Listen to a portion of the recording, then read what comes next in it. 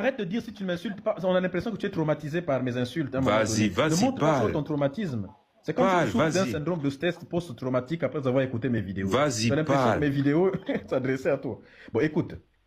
Euh, Pourquoi c'est une hypothèse totalement éclatée au sol?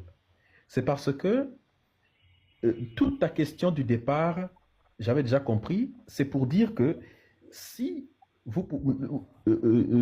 Adam et Ève avaient peut-être d'autres enfants, donc ça amène à ce qu'on appelle l'inceste. Il aurait pu coucher avec d'autres des enfants de Adam pour créer la lignée. Et quand j'ai parlé de sa mère, c'était justement pour te tendre un petit piège pour voir, pour confirmer si l'hypothèse que j'avais et moi-même était vraie, l'hypothèse selon laquelle ta question avait pour objectif de valider l'hypothèse elle-même selon laquelle il aurait pu commettre l'inceste avec ses sœurs. Donc c'est vrai. Donc si on parle de ton raisonnement, il a soit couché avec ses sœurs ou peut-être même avec sa propre mère. Bah, là où ça pose problème, c'est quoi? C'est que, scientifiquement, il est impossible d'avoir une génération viable quand on niaise avec ses propres sœurs ou avec sa propre mère. C'est impossible. La génétique est implacable. C'est une loi de la génétique qui démontre que ce n'est pas possible. Deuxièmement, pourquoi l'hypothèse est éclatée au sol? Parce que Dieu lui-même dans la Bible condamne l'inceste. Donc, si vous acceptez que l'inceste avait eu lieu, on parle donc d'un Dieu qui condamne l'inceste, mais qui ensuite laisse l'humanité venir d'une giga-inceste.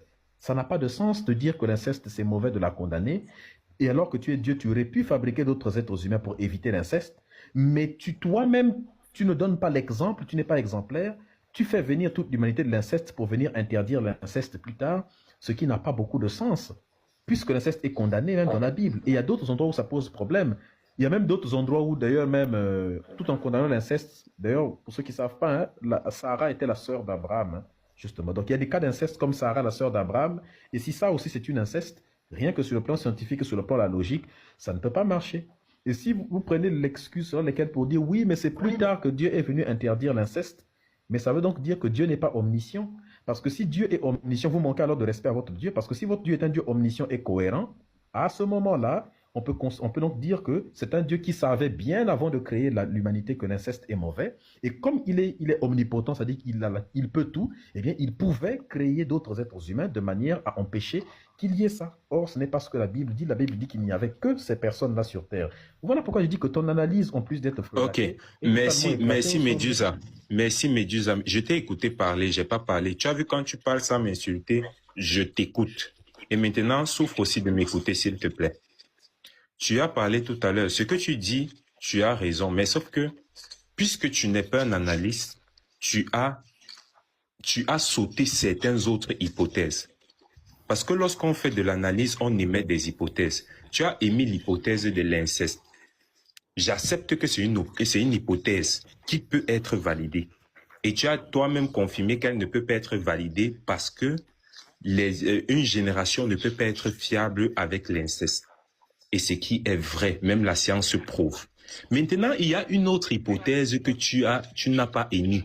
L'hypothèse selon laquelle certes, Dieu a fabriqué les premiers êtres humains, Adam et Ève, mais Adam et Ève ne sont pas les seuls êtres humains que Dieu a fabriqués.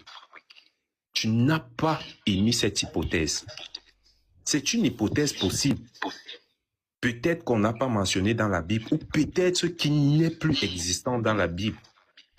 Parce que quand on regarde toutes les hypothèses, il est impossible qu'il soit le seul enfant et qu'il rencontre notre fille. Donc la probabilité pour que Dieu ait créé un autre enfant, puisque la génération a été fiable, c'est que Dieu a créé d'autres êtres humains. Mais qu'on n'a pas mentionné leur vie dans la Bible, tel qu'on ne mentionne pas la vie de tout le monde dans la Bible. Il y a des personnages que si on te parle dans la Bible, peut-être on va juste parler quand ils passaient.